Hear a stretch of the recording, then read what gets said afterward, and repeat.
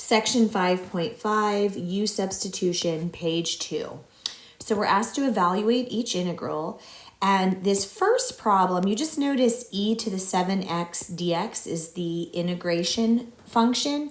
We don't actually need to use u substitution for that. If you recall, we already know that if we have the integral of e to a number, a coefficient times x, then the answer will be 1 over k e to whatever that constant was plus c. So even though we don't need the u substitution, let's use it here to see how it works.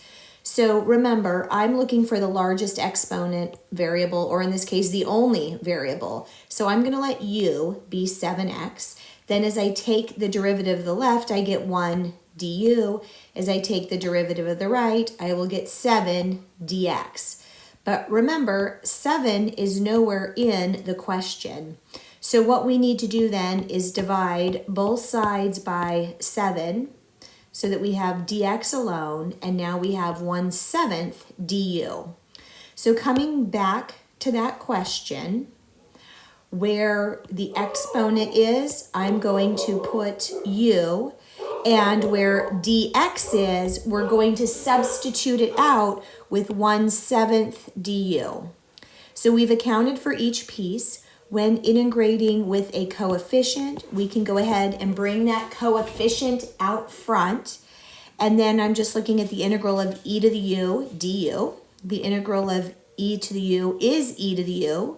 I've used up the du and integral sign by integrating, and I've added that plus c.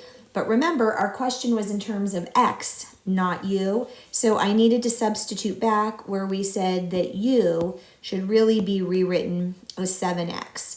So we would have gotten this answer without u substitution, but I love how this really explains that fixing of the du portion. Second question, I'm asked to integrate over the x variable where I've got an x in the numerator and an x squared in the denominator. So I look for the innermost function, which we don't really see an innermost function. So we're going to go with the largest exponent, which is x squared. But x squared is part of this binomial team. So u is 5 minus 6x squared. Now, if I take the derivative of u, I'll get 1 and put a du there. When I take the derivative of my binomial, I'll get negative 12x dx. I've got an x dx, but I don't have the negative 12. So we need to divide the negative 12 over to the other side to give me negative 1/12 du. And now I'm just left with the x dx, which was in the original question. So when I rewrote the question, I chose to put the dx up top. So it's a little more clear that my x dx got swapped out with a negative 1/12 du, and that binomial denominator got swapped out with just u. Pulling my coefficient out front, I've got the integral of du over u, or if you want to think of it as u to the negative 1 du, that might help you remember that the integral is the natural log of the variable, where our variable is u.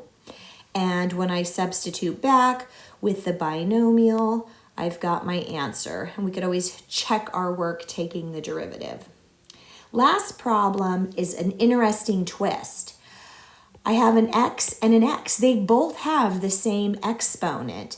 So you could either maybe think of 8 as being the largest exponent, or maybe you just think of the innermost function. So let's start. Maybe this won't work, but we'll find out if we do it. So I'm going to let u be the binomial 4x plus 7. So when I take the derivative of u and get 1, I'll have a du with it. The derivative of the binomial will give me 4 with the dx. I definitely don't see an extra 4. So I knew I needed to divide out that 1/4. But now I've got something to put for u, and I just have dx. But I'm missing something to put for that x. So what are we going to put for that x? Well, here's a little twist you can do. Take the fact that we wrote that u equals 4x plus 7, and we're going to solve for x. So I'm going to subtract the 7 to the other side. I'm going to divide both sides by the 4, and now I've solved for x. So let's look at this. I'm just rewriting the question as is, and where x is, we said it equals the fraction u minus 7 over 4. Where the binomial to the 8th is, we said we can write it as u to the 8th. And don't forget, dx needed to be swapped out as 1/4 du. So I can take the 4 in the denominator of the first fraction and the 4 in the denominator of 1/4 from the second and pull those out. So I just have my binomial times u to the 8th du. As is, this looks like something that would need u substitution, but because the binomial is not locked, there's no exponent, we can distribute u to the 8th to get a u to the 9th and a minus 7u to the 8th. And now, because of the subtraction symbol, I can go ahead and integrate. I'm going to leave my 1/16 out front, but u to the 9th, I'm going to add 1 to the exponent and divide by that value. Minus 7u to the 8th, I'm going to add 1 to that exponent and divide by the sum. And now I decided to go ahead and distribute my 1/16 here, giving me these new denominators. I could have also substituted back and done this later, but I've got my final answer, and I wouldn't go any further than this because of having something to the 10th and the 9th. I don't expect you to work it out. We could rewrite this as a single denominator by finding the LCD, but this is good enough.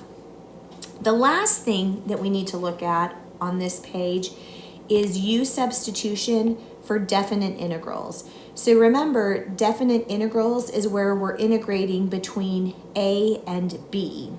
So what will happen, I think the most important part of this, I will always, always, always substitute back before I evaluate or before I plug in that f of b minus f of a piece. So let's go ahead and look at this problem. So as is, I see a function that needs to be integrated. Because this is not a single variable to the 5th power, where t is my variable, then I need to think u substitution. I have an innermost function of the binomial 3t minus 1. The derivative of u is 1 with a du. The derivative of 3t minus 1 is 3 with a dt. So let's see, I'm going to let this be u. I've got a dt, but I don't have a 3, so I'm going to divide both sides by 3, giving me that 1/3 on the left. So just copying the question. Now notice we were integrating from 0 to 1, but the minute I go to my u substitution, I'm just going to go ahead and write a and b. Oops, that says a 3. I don't want to change it to 0, and this should say 1, because if you think about it, when we're using u, if I plugged a 0 in here, I would actually have -1 as the bottom value to evaluate. If I plugged a 1 in here, I would actually have a 2 up here. That is another way to do it, but I just go ahead and leave it as AB. I'll pull my 1/3 out front. I will integrate by adding 1 to the exponent and dividing by that value. So I can go ahead and multiply these two, and I'm ready to evaluate it from B to A, except for that's my big reminder. I need to substitute back. I don't want to plug 0 and 1 in for u. I want to plug them into that binomial, unless I was using my -1 and 2. Then I could have done it up here. But now I'm going to take my f of b minus f of a, which is, f of 1 minus f of 0, and do the math from there, right? So this is just going to give me a -1 to the 6th power. Over here, this is going to give me a 2 to the 6th power. A negative to an even power will be positive, so we're just subtracting 1. I get my 63, and when I think of it as 63 over 1 and multiply across, I can simplify. But the biggest thing is I must substitute back before I plug those values in.